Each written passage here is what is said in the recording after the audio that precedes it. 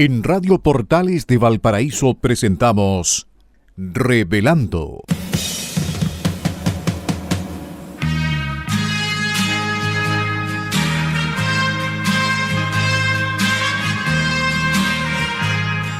Un programa donde se abordan temas de actualidad, contingencia y la agenda cultural de la zona. Entrevistas del ámbito nacional e internacional.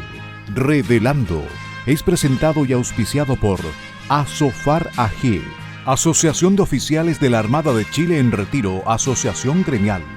Con ustedes, Revelando en Radio Portales de Valparaíso.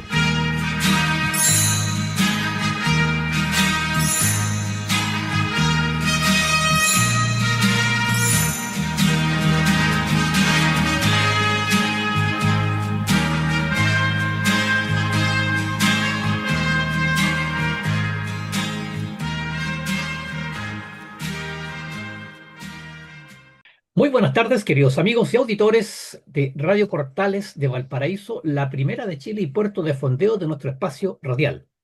Hoy, viernes 2 de enero de 2026, un nuevo año que estamos viviendo.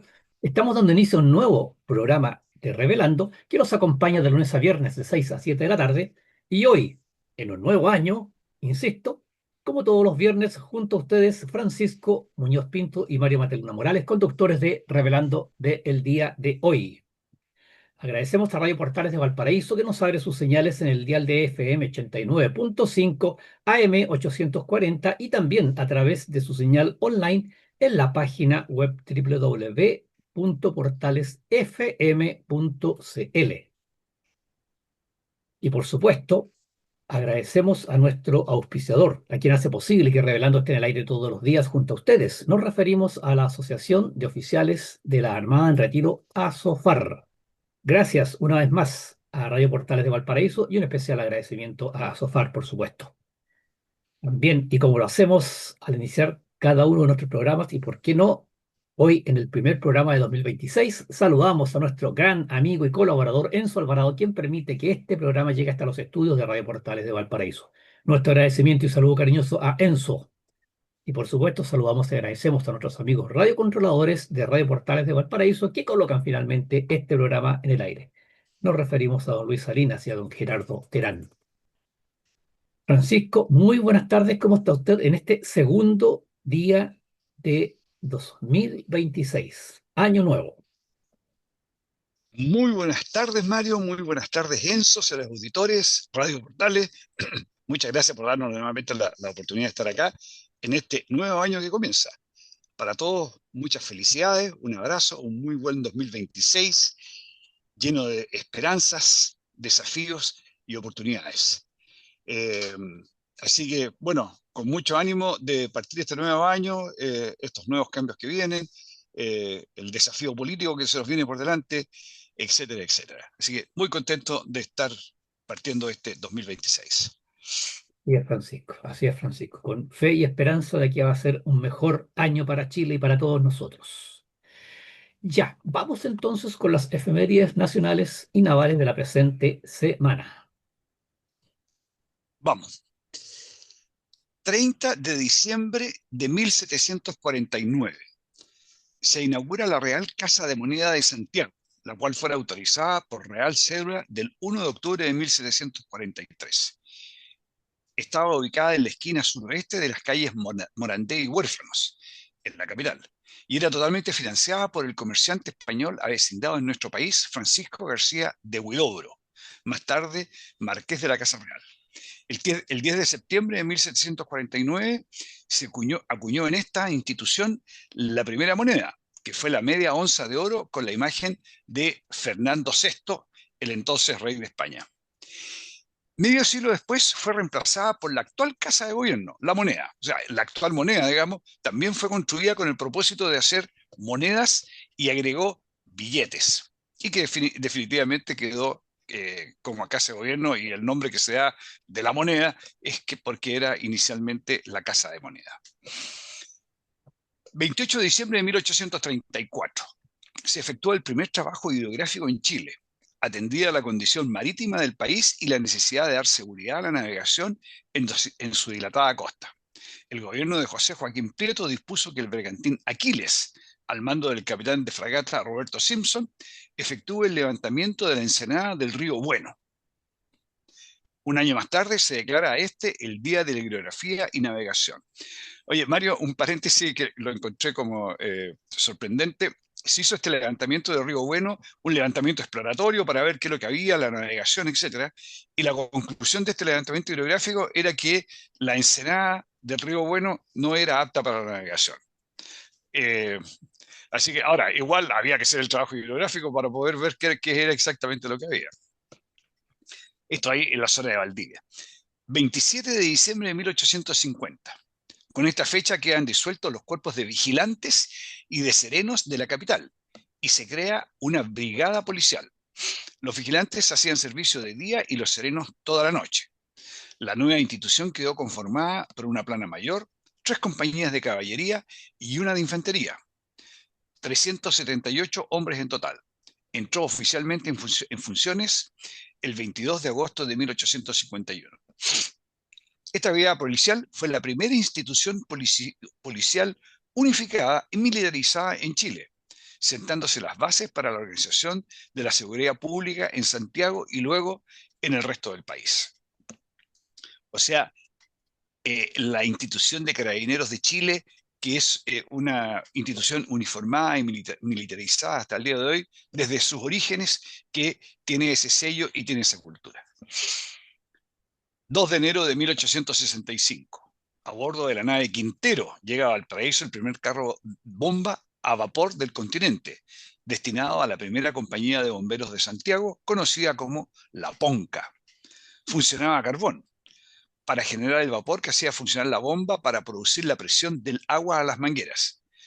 Uno de los mitos sobre su nombre dice que provendría del nombre del capitán del barco que la trajo a Chile, Mr. Poncas.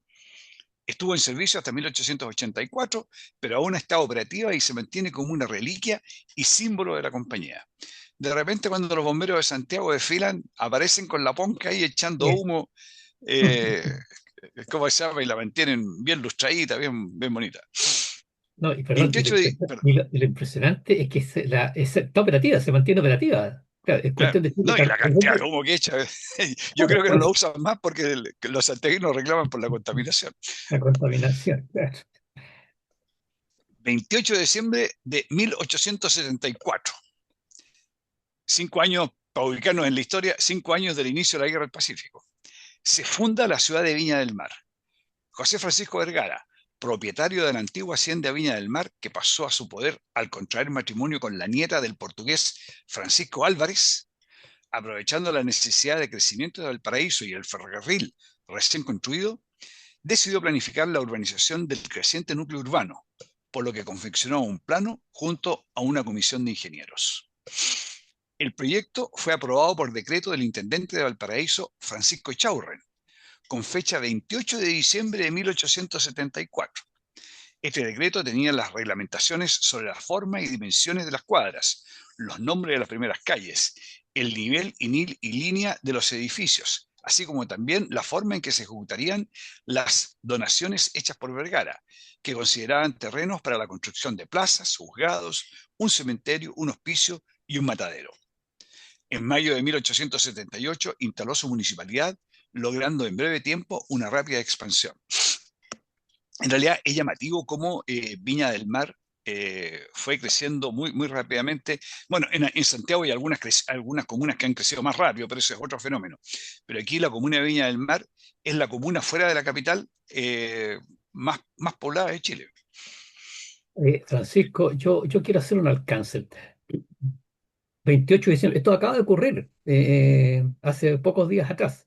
Y yo le pregunto a ¿usted se enteró, no sé, por la prensa, parafraseando, digamos, pero yo digo, por la prensa, o escuchaba un comentario de que Viña del Mar estuvo de ¿De aniversario? aniversario? No, para nada, no, Yo en tampoco. absoluto. No. Mire, la ciudad balneario, la ciudad turística, no era que se hiciera algo especial, un show, no sé, se hiciera sí, debiera la relevancia que tiene el aniversario de la fundación de la ciudad. Qué triste, ¿no? Yo no supe nada, tampoco lo leí. No hubo absolutamente nada, y el año pasado tampoco hubo absolutamente nada.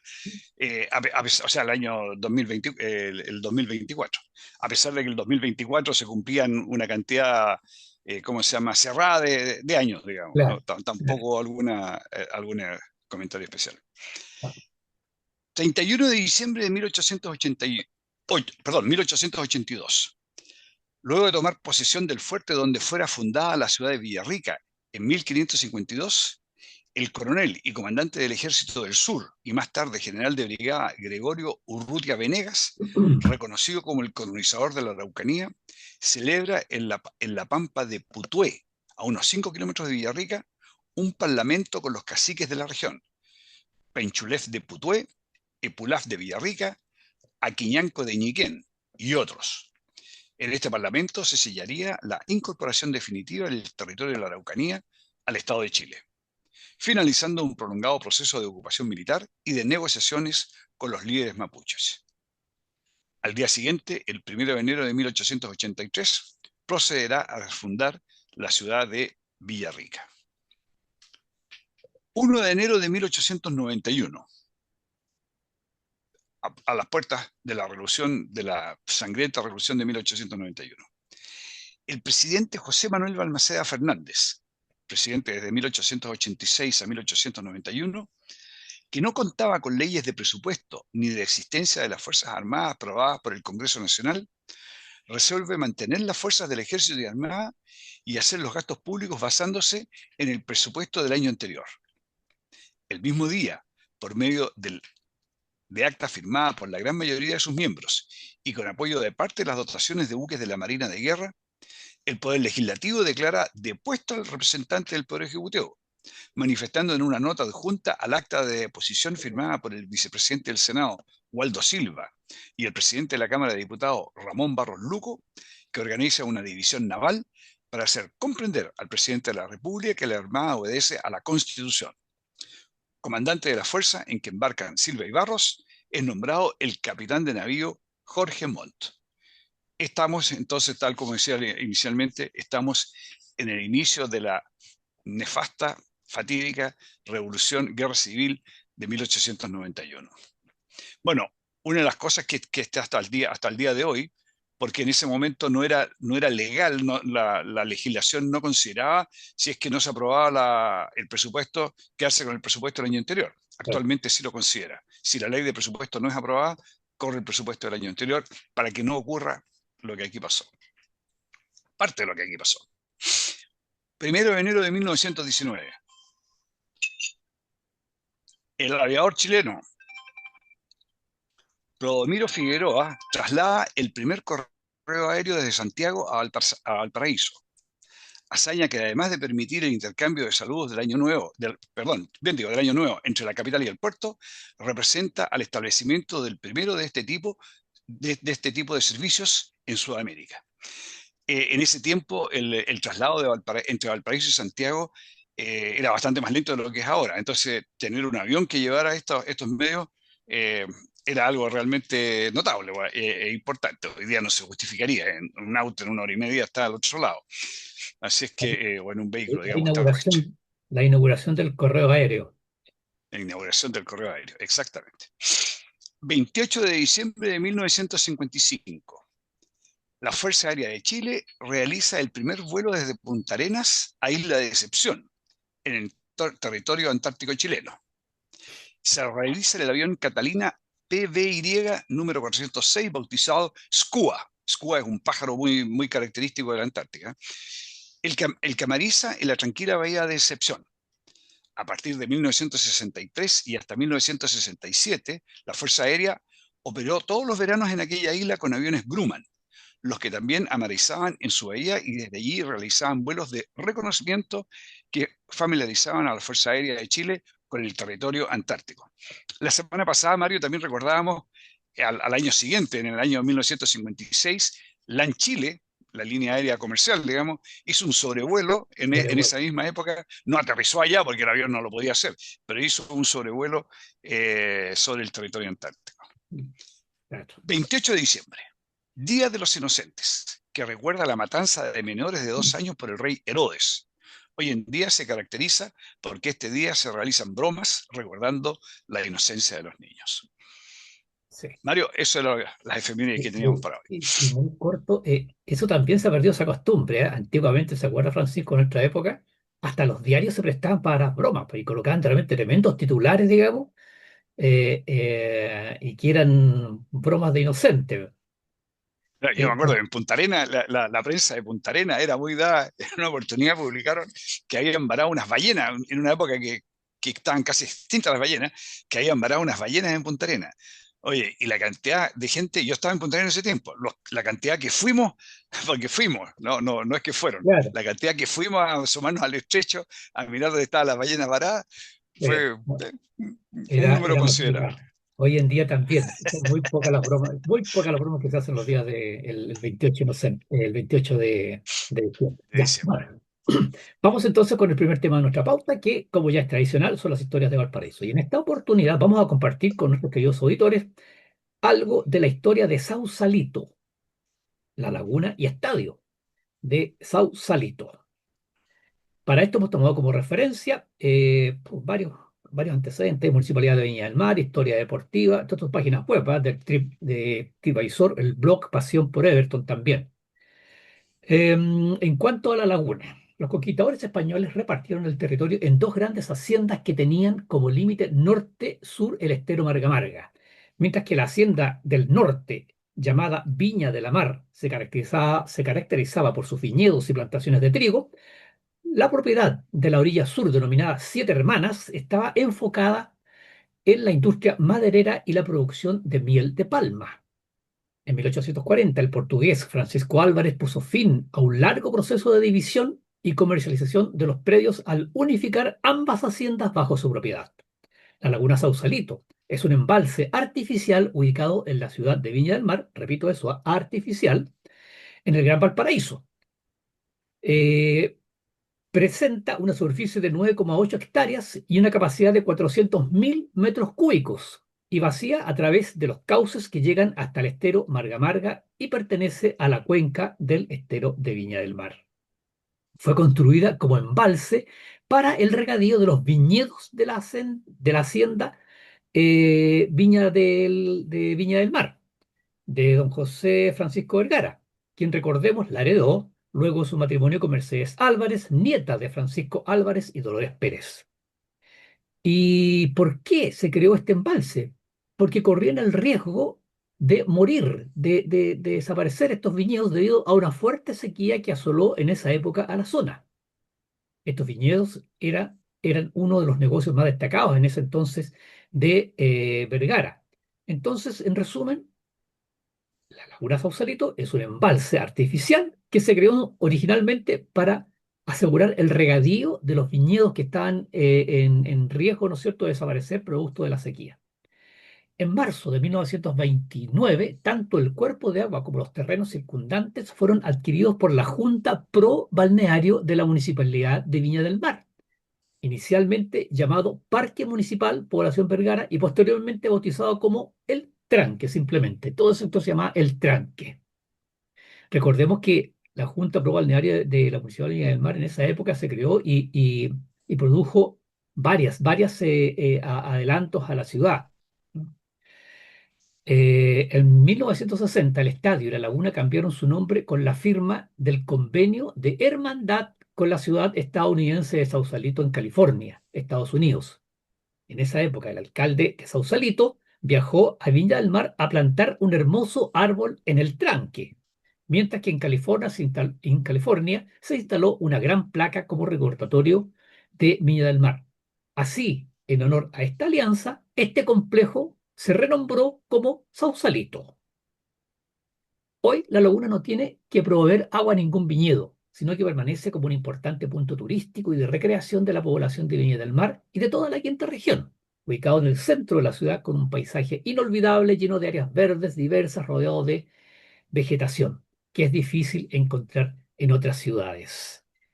Y aquí estamos viendo con Francisco una hermosa foto en blanco y negro, por supuesto, de la laguna Sausalito en 1930. ¿Ah? Se ve parte de la laguna, no toda la laguna, pero parte de la laguna y la ribera eh, repleta de árboles, Francisco. ¿Ah?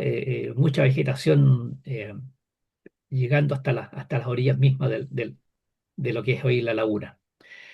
Muy En cuanto, verde todo, sí. sí, en cuanto al estadio, contigua a la laguna artificial creada en 1877, como dijimos recién por el fundador de la ciudad, la Honorable Junta Pro Balneario de la Municipalidad de Viña del Mar y su alcalde Gastón Hamel de Sousa inauguraron el domingo 8 de septiembre de 1929 el estadio El Tranque. Recordemos que todo este sector se llamaba El Tranque y el estadio se llamó originalmente El Tranque, con un encuentro de fútbol que enfrentó a Santiago Wanderers contra Unión Española de Santiago, obteniendo el triunfo el equipo local. Y estamos viendo aquí con Francisco una foto maravillosa de lo que era el Estadio El Tranque en 1929. Que muy distinto, casi no hay graderías, hay unas Casi pequeñas. no hay, claro, muy poca gradería, claro. Las galerías de este estadio se construyeron desde la hoy Galería Cerro, por el costado hasta la Andes Cerro, lugar donde se ubicaba la tribuna oficial, incluyendo una concha acústica que se usaba para espectáculos de corte artístico. Posteriormente avanzaron obras para el sector Laguna, donde hubo durante mucho tiempo solo graderías de madera de no más de 5 a 6 escalones. Alrededor de los años 50 se comienza a construir todo el costado de Laguna en galerías sólidas hasta completar el óvalo y juntarse por el otro costado con la Andes original.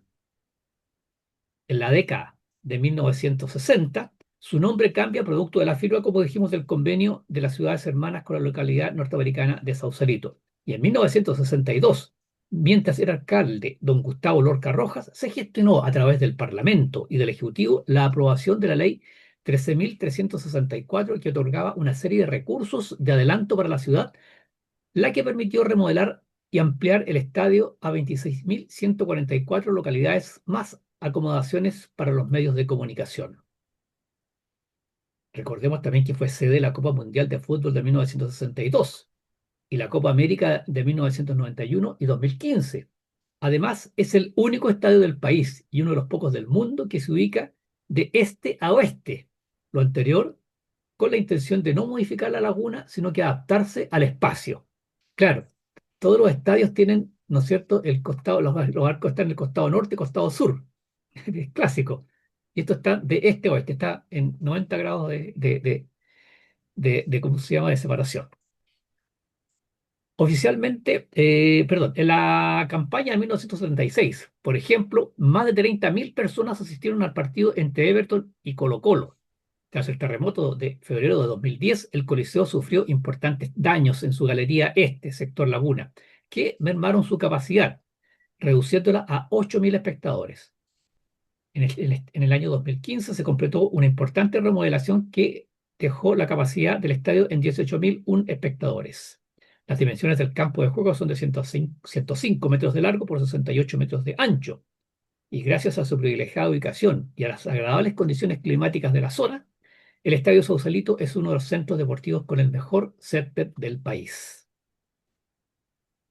Como mencionábamos recién, fue sede del Campeonato Mundial de Fútbol Copa Jules Rimet de 1962. Y en este campo deportivo se disputaron todos los partidos del Grupo C, que estaba compuesto por Brasil, España, México y Checoslovaquia. Un partido de los cuartos de final entre Brasil e Inglaterra y una semifinal entre Checoslovaquia y Yugoslavia. El club Everton comenzó a usarlo desde el año 1930 como cancha oficial. Antes lo había hecho en la cancha número 1 del Valparaíso Sporting Club. Fíjense, ahí comenzaron jugando los equipos de fútbol, donde paradojalmente se jugaba el campeonato de la Asociación de Fútbol de Valparaíso. Pero en vista de la creciente profesionalización del fútbol, el Sporting decidió cobrar derechos a los equipos que lo ocupaban. Ante esto, decide trasladarse a la cancha del Tranque Municipal, conocida popularmente como Estadio El Tranque. Con el tiempo, y dado que Everton ingresa a la Asociación Central de Fútbol, el Campeonato Nacional Chileno Pero el Campeonato Nacional de Fútbol Chileno, Everton presenta como oficial el uso de esta cancha al máximo organismo rector. En 1991 el Estadio Solito se remoza nuevamente, habilitando salas de prensa y cambiando las torres de iluminación, ya que las antiguas eran muy bajas, con menos potencia y oxidadas ya por el paso del tiempo. Y como mencionábamos antes, el 19 de julio de 2012, el presidente de la República, Sebastián Piñera, anunció la remodelación de varios estadios para la realización de la Copa América 2015 y la Copa Mundial de Fútbol Sub-17 2015. Reinaugurándose entonces el estadio el 3 de junio de 2015 y quedando el aforo a, como dijimos, en 18.000 personas. El propietario y operador del estadio Sausalito es la Municipalidad de Viña del Mar. Y esa es la crónica. Mario, oye, súper interesante, pero faltó un punto importantísimo. Agreguémoslo. El 10 de febrero del año 1978, ¿Ya? me puse a pololear con mi señora, que la invité a bailar. Había un barquito ahí que hacía, ya no me acuerdo cómo se llamaba, que hacía de discoteca. Y el 10 de febrero de 1978 nos pusimos a pololear ahí en la laguna del estado de Sausalito. En la laguna del Sausalito. Pero Faltaba esa parte. vamos, lo vamos a agregar de inmediato a la crónica, Francisco, para que quede para futuros, para futuras historias de Valparaíso. Tiene que quedar en la crónica. El 28 de febrero, el Día de los Ey, Enamorados, ¿ah? No, no, el 14 no, de febrero. no, el 10 de febrero, 10 de Al 10 de febrero. febrero, ya, el 10 de febrero. Ya, El 10 se de adelantó 4 días el Día de los 1978. Enamorados. Muy bien, muy bien. Ya, Francisco, estamos en la hora. Vamos a la pausa musical, ¿le parece? Y regresamos enseguida en el segundo bloque de nuestro programa. Muy bien, queridos amigos, estamos de regreso para iniciar el segundo bloque de su programa Revelando. Eh, Al iniciar este segundo bloque, en este nuevo año 2026, agradecemos a nuestra querida Radio Portales de Valparaíso que en este nuevo año nos está permitiendo estar junto a ustedes, queridos auditores. Y, por supuesto, tenemos que también agradecer que en este nuevo año continúa el auspicio de la Asociación de Oficiales de la Armada en Retiro, ASOFAR, gracias a quien Revelando no podría estar en el aire. Muy bien, vamos entonces con el segundo tema de la pauta que hemos titulado Isla de Pascua y que va a desarrollar Francisco. Vamos con Isla de Pascua. Bueno, yo creo que todo el mundo lo ha visto, lo ha leído en la prensa. Ha sido severamente cuestionado el proceder de la embajadora de Chile en Nueva Zelanda, Manahi Pakarati, la señora Manahi Pakarati, al hacer público su parecer de que se debería dar autodeterminación a la etnia pascuense. El principal problema es que ella es la embajadora de Chile en Nueva Zelanda, o sea, ella es la voz del gobierno de Chile, del Estado de Chile, y esta autodeterminación no está de acuerdo con la política chilena.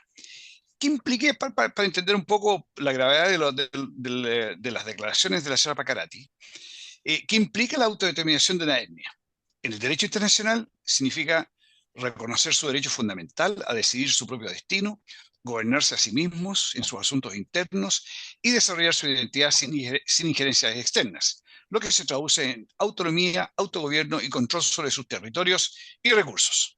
En la práctica, para los pascuenses significa tener la capacidad de desvincularse del gobierno de Chile, asociarse a otro Estado o generar un Estado independiente, nuevo, etc. ¿no? Ese es el alcance de lo que de lo que plantea la señora Pakarati. Que en el fondo es, cuando hablábamos de plurichiles, tu cielo a su lado, en el mamarracho, en la primera constitución, es exactamente lo que querían para todos los pueblos originarios de Chile, o sea, que desapareciera el Estado de Chile. Pero hay otras cosas acá y hay un par de cosas que no se han mencionado y que quería comentar. Una de las cosas que no se ha mencionado es por qué Isla de Pascua es parte del territorio chileno. Está a 2.000 millas afuera, alejado de las costas de aquí, alejado de Valparaíso. ¿Por qué es chileno? Este fue un acuerdo firmado en el año 1888 entre las autoridades de la isla y el gobierno de Chile, que en ese tiempo, o sea, para este efecto, fue representado por Policarpo Toro. En ese tiempo se decía, los escritos hablan de que quedaban 111 isleños, pero las cifras no son exactas, pero digamos que quedan entre 100 y 150 habitantes. En circunstancias que venían en el siglo anterior eran alrededor de 3.000.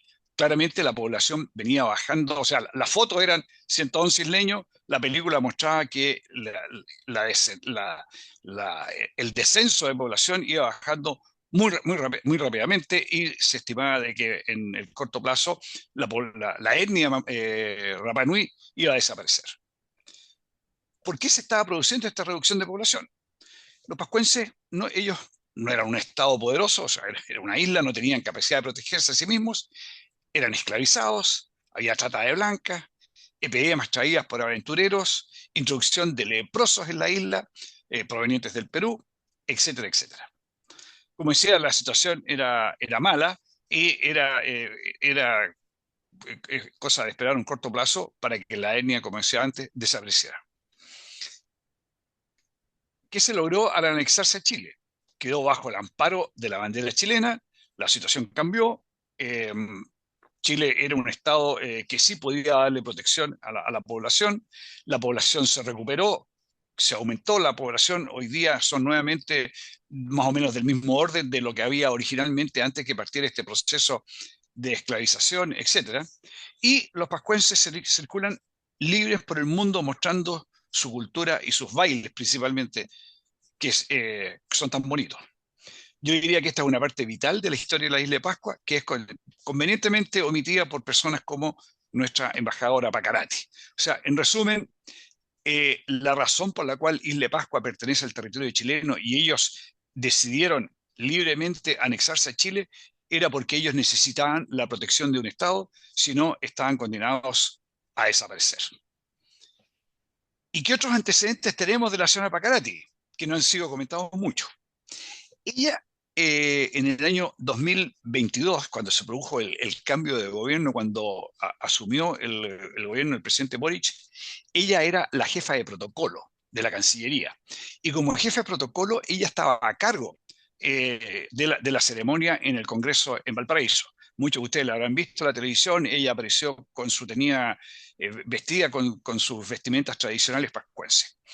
Y dentro de toda esta organización, las personas que estaban a cargo del protocolo decidieron rechazar a la delegación española, donde venía el rey de España a esta ceremonia. Porque habían otras delegaciones que estaban retrasadas, pero que protocolarmente tenían que llegar antes. Y esto significó a la larga que el inicio de la ceremonia de cambio de mando se retrasara. Increíblemente, la señora Pacarati, no tengo idea por qué lo hizo así, culpó a la delegación de España, al rey de España, de este retraso, en circunstancias que ellos mismos eran los que lo habían generado. Y el presidente Boric se hizo eco de esto y lo dijo públicamente de que la ceremonia se había retrasado por culpa de la delegación española. Bueno, entre otras consecuencias, porque se hicieron muchos comentarios en esa época, en España no cayó nada de bien, y un periodista español motejó al presidente de Chile, a Gabriel Boric, como merluzo. Merluzo en España es un término despectivo para referirse a una persona. A todo esto, al presidente Boric, más de alguna oportunidad lo ha dicho, le cae pésimo este mote de merluzo, pero no se lo ha podido sacar. Y curiosamente, quien le regaló este mote o quien lo llevó a tener este mote es esta señora Pacarati, que ahora sigue complicándole la vida en las relaciones internacionales. Mario, esa era la historia la que quería comentar respecto de Isla de Pascua. Sí, es importante resaltar nada más de que, tal como usted lo relató, Isla de Pascua o la etnia Rapa Nui existe única y exclusivamente a que ellos voluntariamente se anexaron a Chile. O sea, eso es lo primero. Si no hubiese sido por Chile, como usted lo relató muy bien, no existiría etnia Rapa Nui. Eso es lo primero. Y lo segundo, que, mire, sabe Francisco, que son de estas cosas que este gobierno está produciendo en forma acelerada, a última hora, metiendo estos motes extraños. Digo. Resulta que hoy día en el diario del Mercurio de Santiago se detalla extensamente que no es de conocimiento general del país que se está votando, se está colocando a referéndum en la isla un estatuto administrativo. ¿Por qué? Esto, primero que nada, viene, ¿no es cierto?, el compromiso del presidente actual con los pueblos originarios, comillas, de darles autonomía. Esto es lo que usted mencionaba, del Pluro Chile, es tu cielo azulado, que intentaron en la La Constitución. primera convención. Claro, bueno, y esto es una promesa de campaña del señor Boric. Entonces, para darle cumplimiento, se está votando, o sea, se está poniendo, no se está votando, no sé si estará votando ya o se habrá votado, pero se está próximo a Sí, se votar. está votando, o sea, los isleños están en el tema. Ya, no están en el tema, me refiero que están en conocimiento, no sé si se habrá votado ya Sí. o si están con fecha de votación, desconozco eso, porque el diario no lo menciona. Pero se está en proceso este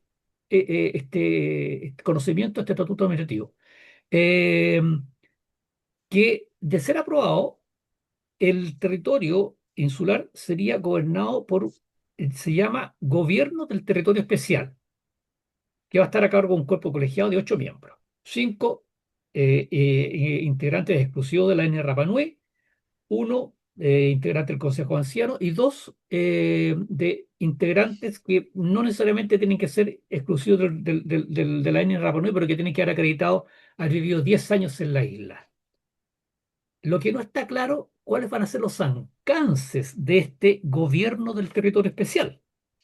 Pero obviamente que esto está apuntado a dar cumplimiento a esto de la libre determinación de los pueblos que rezaba, ¿no es cierto?, versaba ahí en la Constitución. Entonces, mire, yo tengo no tenemos tiempo, porque esto daría para un par de programas yo tengo una opinión muy personal que bastante extrema de esto, ¿ah? Pero eh, yo solamente quiero destacar de que esto es darle cumplimiento a una de las promesas de campaña del señor Boric. Eh, no sé qué va a suceder. El problema es que en este minuto las islas, digámoslo sí o sí, la isla existe gracias a que Chile son parte de Chile y que Chile le inyecta cualquier cantidad de plata a esa isla. O sea, esa isla no se financia, no se autofinancia. Esa isla se le asignan muchísimos recursos, recursos directos en dinero, pero también recordemos la cantidad de medios que se disponen, ¿no es cierto?, en cuanto a buques, aviones, ¿no es cierto?, para trasladar gente, para trasladar eh, eh, cosas allá a la isla. Entonces, Logística. logística en general, claro, efectivamente. Entonces, no sé, yo tengo una opinión bastante personal, pero solamente quiero destacar de que esto de que era desconocido, ¿no es cierto?, que se está en este minuto en un referéndum allá en la isla para conseguir esta autonomía que desconozco hasta qué punto, porque no se sabe todavía hasta qué punto, o sea, cuál van a ser las dimensiones de esa autonomía. Parte, Bueno, diría yo, Mario, de este afán del Partido Comunista y de la ideología del Frente Amplio de destruir lo que hay ahí para hacer algo nuevo. El problema es que este algo nuevo, cuando lo enuncian, como por ejemplo el proyecto de constitución del mamarracho, uno lo mira, lo lee y dice, esto no va a resultar, esto no tiene sustento, esto no ha resultado en ninguna parte, no hay un ejemplo que diga que estas cosas son así. Y en general están permanentemente avanzando en tratar de destruir lo que está y que está funcionando. Revoluciones, ellos viven en un permanente afán de revolución. Su vida se centra en tratar de revolucionar, de destruir lo que hay y tratar de inventar algo nuevo. y por último, nada más que agregarle que también lo dice el Mercurio de Santiago de hoy en día, la señora Pacarati, el apellido, ¿no es cierto? Pacarati, Karate, sí, sí, la embajadora. sí. Ella dijo que los pueblos originarios no tienen por qué sentirse chilenos. Bueno, pero es parte de su ideología, pues ella es frente amplista, pues ella es, ¿cómo le llaman? Tiene un nombre esto, los... Wok. Es Wok, claro, es Wok. Ya, bueno, pero mire, no darle más vuelta, además que nos quedan dos temas por tratar. Vamos al próximo tema de la pauta, Vamos. que se titula Amarre ideológico. A ver, eh, Se acaba de conocer ahora que es otra de las famosas movidas de los amarres de este gobierno. Estamos hablando de Isla de Pascua. Acabamos de ver, ¿no es cierto?, cómo en la discusión o sea, la ley de presupuesto eh, eh, quieren conseguir, ¿no es cierto?, que no puedan ser desvinculados la gente contratada en el Estado por este gobierno. Y ahora aparece otro amarre, que ahora que este amarre más serio, porque este es un amarre ideológico. La Superintendencia de Educación, el 23 de diciembre, emitió una circular. Tiene 69 páginas y la palabra género aparece 76 veces. Y este circular va a ser el eje, debe ser por obligación el eje transversal que debe ser adoptado por los reglamentos de todos los colegios del país en forma inmediata. Bueno, se ha comentado, ¿no es cierto?, que esto es un amarre ideológico, porque dice, entre otras partes, entre otras cosas, dice, deberá procurar que el lenguaje de sus reglamentos internos sea claro en el reconocimiento de las mujeres y las identidades sexogenéricas. Ahí está el tema, pues. Así como su posibilidad de participación, evitando su invisibilidad en el lenguaje que genere exclusión, dudas o ambigüedades sobre su posibilidad de participar en igualdad. Eso se ha comentado. Lo que no se ha comentado es que una de las cosas que dispone esta circular es que, comillas, autonomía progresiva de niños, niñas y adolescentes, señalando que estos pueden ejercer sus derechos en consonancia con la evolución de sus facultades y que su opinión siempre deberá tener una consideración primordial, reforzando al estudiante como sujeto directo de derechos. Francisco, queridos amigos, es exactamente lo que decía uno de los artículos de la Constitución que intentaron que se aprobara, el famoso mamarracho. Entonces, lo que está sucediendo en Isla de Pascua, lo que está pasando ahora en la educación, son intentos grotescos de, ¿cómo se llama?, de instalar lo que no se pudo instalar a través del primer proceso constituyente. Pero antes de pasar a eso, con esto que acabo de leer, lo que habla de la autodeterminación de los niños, o sea, que en otras palabras, el niño avanza en curso y en edad, el alumno va siendo cada vez más autónomo hasta llegar a ser totalmente autónoma.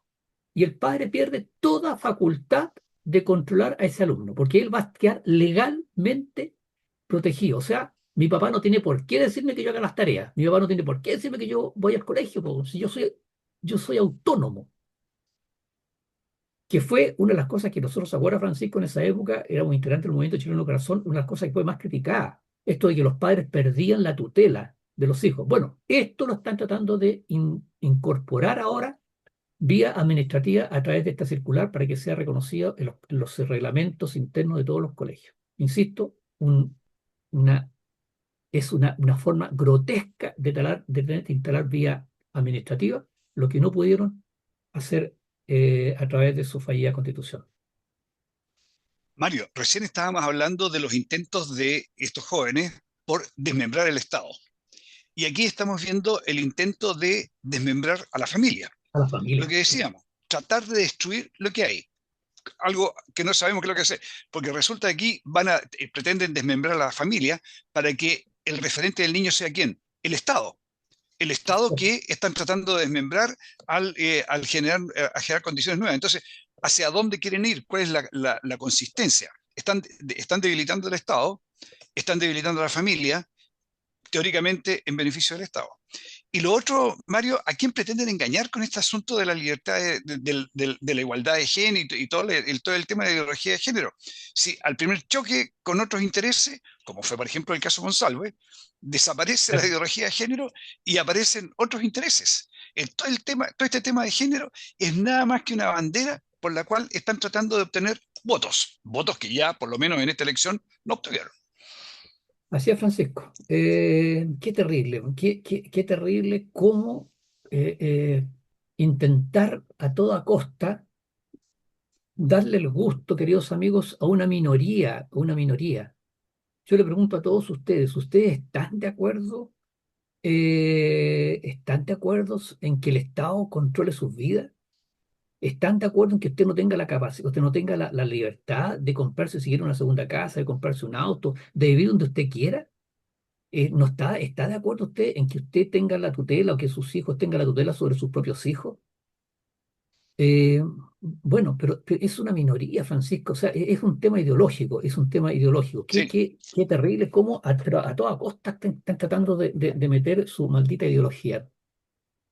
Mario, y es una minoría, porque ya una minoría, pero es una minoría anárquica, una minoría que quiere Además, destruir lo existente destruir, y no sabe qué es lo que quiere construir después que destruye lo existente. así Sí, es, eso es lo más grave. eso es lo Es más destruir por destruir, porque no es destruir para hacer algo es distinto, cierto. podría estar ahí escrito, no, es destruir por destruir. Es cierto, usted tiene toda la razón. Yo creo que ese concepto es muy importante que lo tengamos presente. Destruir por destruir. Simplemente destruir el orden existente nada más. Ya, pues, vamos con el cuarto y último tema de la pauta que hemos titulado Privilegios inaceptables. Eh, es de todos conocido esta polémica que se ha suscitado a raíz de la operación Express. Se le ha dado el nombre, ¿no es cierto?, de la madre de la ministra de Salud. El 23 de diciembre, recién pasado, la señora Lucía Sangüesa, madre de la ministra de Salud, fue sometida a una cirugía por una fractura de cadera en el Hospital Salvador de Providencia tras una caída que le fracturó la cadera. Eh, o sea, el Ministerio de Salud, como el hospital, han señalado que la presidenta fue intervenida, dice, de acuerdo a la ley de urgencias, considerando la avanzada edad. Pero cada vez van apareciendo más detalles de este tema. Y yo quiero destacar eh, unos antecedentes administrativos que develó T13. Estos son registros que han quedado en formularios, en la ficha, etcétera. Uno dice, comillas, por autorización de dirección se envía paciente a sala sin entregar, sin papeles administrativos, sin medicamentos, dejo registro. O sea, este concepto, eso dice, cierre comillas, eso fue la anotación, ¿ah? Ahora, ¿qué quiere decir esta anotación? El concepto sin entregar significa que se refiere a que no habría existido ese diálogo técnico médico entre los enfermeros y doctores para saber en qué condición se encuentra la paciente. Y esto fue escrito por un funcionario del hospital, previendo que el caso pudiera generar alguna complicación. Por eso él dice al final, dejo registro, sin papeles administrativos, sin entregar, sin medicamentos. O sea, fue una cosa express. Después, otro documento dice, comillas, retraso cirugías por pabellón, residencia bloqueado y posterior cirugía cadera ingresada con prioridad administrativa desde la urgencia que posterga reexploración de paciente laparotomizado. Cierre de comillas. ¿Qué significa esto? Que un paciente que ya estaba siendo operado y que habría quedado con el abdomen abierto para priorizar la cirugía de la señora Sangüesa, la mamá de la ministra. Se dice, porque esto todavía no está confirmado, que habrían quedado 11 pacientes habrían sido postergados para dar lugar a la mamá de la ministra y que inclusive una de estas postergaciones habrían derivado en la muerte 3 días después de una persona producto de una asepsia. Esas dos últimas cosas que digo son condicionales porque no están confirmadas. Pero estos dos datos administrativos que dan cuenta de que hubo irregularidad están claros porque están ahí. Están dentro de las fichas y de los controles internos del hospital. Francisco, como yo soy autoridad, me puedo saltar la fila. Claro, claro. Oye, cuando la izquierda hablaba, ¿no es cierto?, de la época de Michelle Bachelet, porque ella fue la que puso ¿cómo se llama?, en el tapete la frase, los poderosos de siempre. Tenemos que actuar ¿Verdad? contra los poderosos de siempre, ¿cierto? Tenemos que anular. Parece que se estaba mirando al espejo Michelle Bachelet, porque en ese tiempo el Michelle Bachelet 2, los muchachos del Frente Amplio eran todos parte del gobierno, así que parece que ellos eran los poderosos de siempre. El poder corrompe. Oye, y la otra que quería comentar, nuevamente, este gobierno miente descaradamente, porque aquí ha habido mentiras definitivamente, miente descaradamente para proteger las malas acciones de sus autoridades. Lo hicieron ahora con la ministra Aguilera, lo hicieron antes con el subsecretario Monsalve. Y a lo mejor también han habido muchas otras mentiras que no nos hemos dado cuenta. Estas han sido demasiado evidentes. Pésimo proceder. Francisco, y cuando tenemos miles de personas en listas de espera, miles de personas que están sufriendo tiempo, meses, hasta años, esperando una operación. ¿Cómo estará sufriendo una persona que necesita una operación de cadera, que está meses y tal vez más de un año esperando una operación que le solucione su problema? Pero la mamá de la ministra llega a urgencia después de la caída y de ahí directo al pabellón, pues. Y al Y la parecer, familia, perdón. no, y al parecer desplazando a una persona que tenían abierto el abdomen. Impresionante. Oye, y lo último, ya estamos sobre la hora ya, pero lo último, Pablo Aguilera, el papá de la ministra, que fue un conductor de radio y televisión muy exitoso, Sí, y la misma ministra, ¿no tendrán recursos como para ellos solucionar el claro, problema y no saltarse la fila y tirar para atrás a una persona probablemente de menos recursos y a varias personas de menos recursos y que aparentemente, como decías tú, terminó en el fallecimiento de una persona? No, todo malo. claro. No, por cierto, si yo tengo esa urgencia, ¿no es cierto? Gasto lo que tenga que gastar, ¿no es cierto?, para solucionar el problema, pero correctamente, no haciendo trampa como al parecer o probablemente se hizo acá. Ya, Francisco, ha llegado el momento de tener que despedirnos de nuestros queridos auditores. Señores auditores, muchas gracias por habernos acompañado. Esperamos vernos nuevamente el próximo viernes, segundo viernes del año 2026. Así es, por el primer programa del año, Francisco, estamos en el segundo día recién de 2026. Reiteramos entonces los saludos, un abrazo fraterno a nuestros queridos auditores, con la fe y la esperanza de que este va a ser un mejor año para y vamos a tener un mejor futuro para nuestro querido país, que pucha que se lo merece. Queridos amigos, como siempre les decimos al finalizar nuestro programa, les agradecemos de corazón su sintonía. Les deseamos que tengan un muy buen fin de semana y nos encontramos el próximo viernes si Dios quiere. Continúen en la sintonía de Radio Portales de Valparaíso y que tengan una muy buena tarde-noche. En Radio Portales de Valparaíso hemos presentado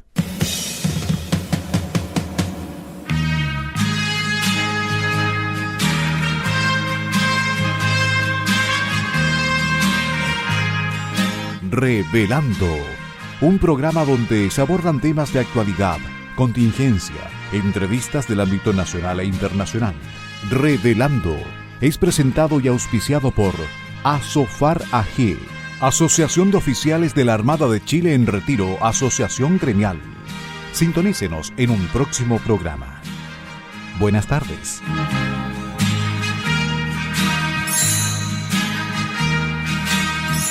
Las opiniones vertidas en este programa son de exclusiva responsabilidad de quienes las emiten y no representan necesariamente el pensamiento de Radio Portales de Valparaíso.